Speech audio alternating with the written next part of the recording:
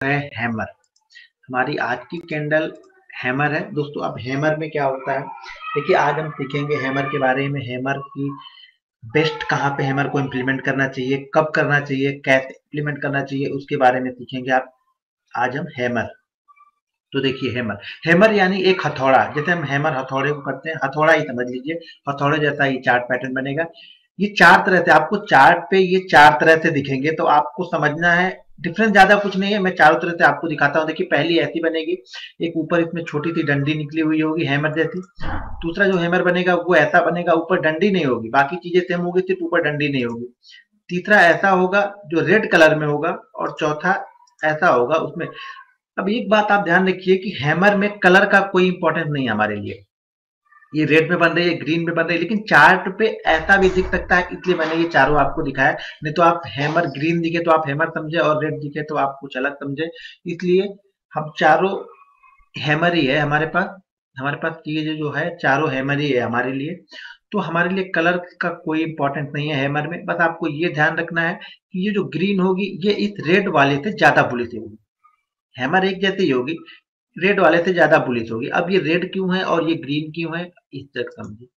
देखिए ये रेड इसलिए है, ये देखिए रेड इसलिए है, ये देखिए ओपन, यहाँ पे ओपन, यहाँ पे हुआ, ये ओपन प्राइस है, ठीक है।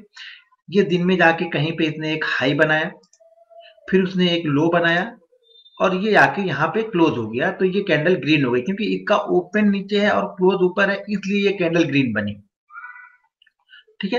ये सेम इसी तरह होगा, इसका क्या होगा, क्लोज और हाई सेम एक पॉइंट पे होगा। अब रेड कलर में देखिए, ये ओपन होगी ऊपर, अभी तक ग्रीन वाले में ओपन नीचे हुई थी, ये ऊपर ओपन होगी।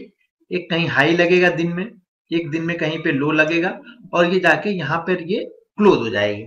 तो ये कैंडल हो गई रेड। अब देखिए इसको इम्प्लीमेंट कैसे करना है और कहाँ पे सबसे ज्यादा इंपॉर्टेंट है।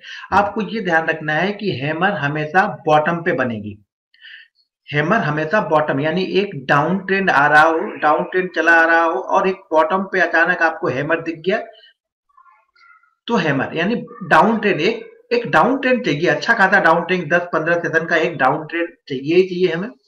मिनिमम कम से कम 10 सेशन का तो एक डाउन ट्रेंड चाहिए। 10 सेशन यानी 2 वीक का डाउन सेशन हमको डाउन ट्रेंड चाहिए। डाउन ट्रेंड के बाद जब हैमर बनेगी तो हमारे लिए इंपॉर्टेंट है।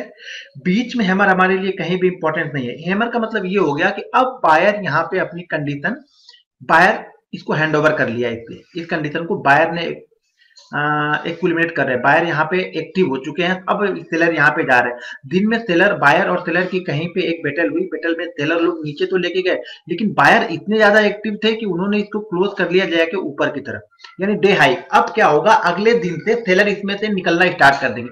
कुछ सेलर तो आज ही इसमें से निकल जाएंगे, लेकिन अगले दिन से बाकी सेलर जो होंगे वो अगले दिन से इसमें से निकलना स्टार्ट होंगे।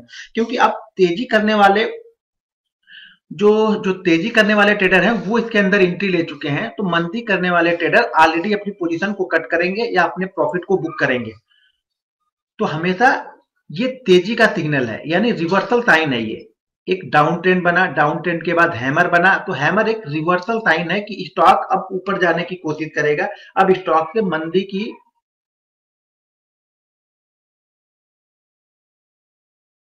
पोजीशन अगर आपके पास है तो काट लेनी चाहिए और तेजी की पोजीशन बना लेनी चाहिए। ये हमारा काम करेगा हैमर। हैमर में मैंने बताया कि कलर का हमारे लिए इंपॉर्टेंट नहीं है, बस इतना ध्यान रखना है कि ग्रीन ज्यादा ही बुलिश है इस रेट की अपेक्षा। दोनों बुलिश ही है, दोनों ही बुलिश है, लेकिन ग्रीन ज्यादा अच्छा है। तो ये देखिए हमारे लिए अब कंडीशन समझ में आ गई। कंडीशन, पहली कंडीशन कि स्टॉक डाउन ट्रेंड में हो, डाउन ट्रेंड के बाद एक हैमर बने। हैमर पे आपको ये डिसीजन लेना है कि अब यहाँ पे मंदी की पोजीशन काट के हमें तेजी तेजी की पोजीशन बनानी हुई। तो ये हो गया हैमर। अब हैमर को चार्ट पे कैसे दिखेगा, कैसे इंप्लीमेंट करना है, अब हम आगे इसके चार्ट पे चलते हैं। चलिए ये Being an investor myself for the last 8 years, what I have realized is people don't EOD chart है, एक ये ईओडी चार्ट है। देखिए एक यहाँ से अच्छा खासा डाउन ट्रेंड मिला आ रहा, डाउन ट्रेंड मिला, और यहाँ पे आपको ये देखिए हमको एक यहाँ से डाउन ट्रेंड मिला, और डाउन ट्रेंड में एक देखिए हमको यहाँ पर एक हैमर दिखी, ये देखिए हैमर, देखिए एक हमें यहाँ पे हैमर देखिए, पहले हमें डाउन ट्रेंड मिला, डाउन ट्रेंड के बाद हमें यहाँ पे एक हैमर मिल गई। अब हैमर क्या है, बुलिश का सिग्नल है, हैमर बुलिश सिग्नल है, मतलब अब ये जो ट्रेंड है वो शायद रिवर्स होगा, लेकिन रिवर्स होने के लिए क्या होना पड़ेगा, इस हैमर के ऊपर उसको ट्रेड करना पड़ेगा। हैमर के ऊपर एक क्लोजिंग हैमर के ऊपर इंपॉर्टेंट है, या इंट्राडे ट्रेडर है तो हैमर के ऊपर अगर वो ट्रेड करने लगे तो आप पोजीशन इसमें बना सकते हैं। ये हैमर के ऊपर ये ट्रेड करने लगा, हमारी यहाँ पे पोजीशन बनी। हैमर का लो, यानी हैमर के जो लो है उससे थोड़ा सा, यानी मार्जिन अगर 100 का लो है हैमर का, तो आप 99 रुपए पे स्टॉप लॉस लगाइए और उस कंडीशन को, स्टॉक्स को आप होल्ड कीजिए। तो देखिए हमने एक यहाँ पे हैमर का, हमारे पास एक लो, उस लो को हमने स्टॉप लॉस लगाया और हैमर के हाई के ऊपर हम बाइंग करेंगे। अब पहले कुछ कैंडल में मैंने 3 कैंडल बताया, यहाँ पे 3 कैंडल नहीं, यहाँ पे हैमर के हाई के ऊपर ट्रेड करेगा तो हम बाइंग कर लेंगे। स्टॉप लॉस हमारा हैमर का ही लो रहेगा, हैमर का लो या इसके पिछली कैंडल का जो भी लो लगा होगा वो हमारा स्टॉप लॉस हो जाएगा। अब देखिए स्टॉक यहाँ से कहाँ तक गया ये देखिए एक अप ट्रेंड में चला जा रहा है। जैसे मैंने आपको पहले ही बताया, अगर आपको बड़ा प्रॉफिट लेना है तो कुछ क्वांटिटी आप कहीं पे सेल करके फिर एक स्टॉप लॉस लगाते जाए, अगले लो को स्टॉप लॉस बनाते हुए आप चले जाइए, आपको अच्छा खासा प्रॉफिट मिल जाएगा। प्रॉफिट एक साथ कभी बुक नहीं करना है, ये आपको ध्यान रखना है। लॉसेस आपको एक साथ लेने हैं, प्रॉफिट थोड़े थोड़े करके बुक करते हुए चलिए, क्योंकि स्टॉक कितना ऊपर जाएगा ये आपको भी नहीं पता और मुझे भी नहीं पता। हाँ, उसका एक पैटर्न निकालने का तरीका होता है जो कि आगे आप देखते रहेंगे वीडियो, तो मैं आगे आपको बताऊंगा कि इसके टारगेट को कैसे आइडेंटिफाई करते हैं, लेकिन वो अगले लेवल की है। ये अभी हम कैंडल पे चल रहे हैं, तो देखिए ये है हैमर हमारे लिए यहाँ पे काम का। अब एक ईओडी चार्ट था, अब हम एक इंट्राडे चार्ट पे देख लेते हैं। देखिए ये इंट्राडे चार्ट है, देखिए ये इंट्राडे चार्ट है, ये चार्ट है यस बैंक का। और यस बैंक में देखिए एक यहाँ से डाउन ट्रेंड मिला 1160 से, डाउन ट्रेंड यहाँ तक आया 1135 तक। अब देखिए यहाँ पे हमको हैमर मिल गई, यहाँ पे हमको 2 हैमर मिल गए, एक तो ये हैमर मिल गई ये रेड वाली, दूसरी एक क्लासिकल हैमर अगले दिन मिली हमें। इसके ऊपर इसने ट्रेड नहीं किया, लेकिन क्लासिकल हैमर एक इसने बनाया ग्रीन कलर का। अब ये इस हैमर के ऊपर जब ये ट्रेड करेगा तब हम बायर है। जैसे एक ये हमको डाउन ट्रेंड मिला, ठीक है, डाउन ट्रेंड के बाद हमें एक हैमर भी यहाँ पे मिल गई, ये दूसरी हैमर फिर मुझे यहाँ पे मिल गई। अब हम इसको बाइंग करेंगे इस हैमर के ऊपर, हैमर के ऊपर हम बाइंग करेंगे और हमारा स्टॉप लॉस ये हैमर का लो होगा। यानी कहीं पे हमारा जो बाइंग यहाँ पे बन रहा है 1138 1139 के ऊपर हम बाइंग करेंगे, 1130 का हम लमसम का एक स्टॉप लॉस लगा लेंगे और हम इस कंडीशन को होल्ड करेंगे।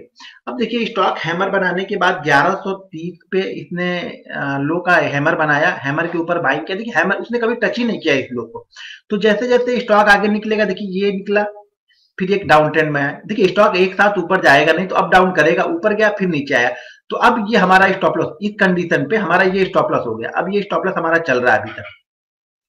अब ये देखिए 1100, ये 1138 39 की बाइंग ये कहां तक गई, ये बाइंग है 13 तारीख की। ये चार्ट पे आपको नहीं, ये 13 तारीख को आप 13 का चार्ट देखिएगा, 13 देखिए 13 का है, 13 जनवरी का। तो देखिए ये 15 मिनट के चार्ट, 15 मिनट की कैंडल पे है, ये डाउन ट्रेंड मिला, डाउन ट्रेंड के बाद मुझे हैमर दिखी, 2 हैमर हमको मिल गई यहाँ पे।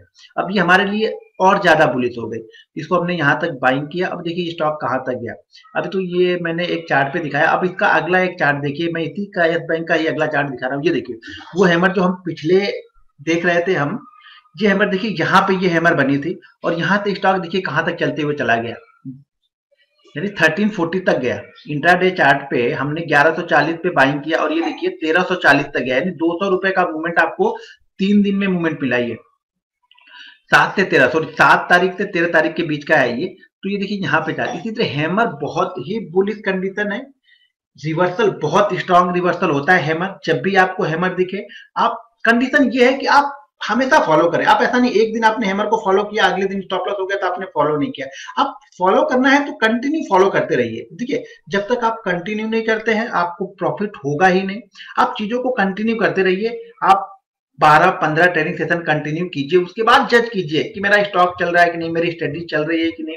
आपको बिलीव करना पड़ेगा, अगर आपने बिलीव नहीं किया तो मार्केट में प्रॉफिट नहीं बनेगा। अब ये एक चीज और, ये 10 में से ये भी 7 या 8 बार ही चलने वाला, 10 का 10 बार कोई भी स्ट्रेटजी चलेगी नहीं, 10 में से 7 या 8 बार ही स्ट्रेटजी चलेगी, इतना आपको ध्यान में रखना है।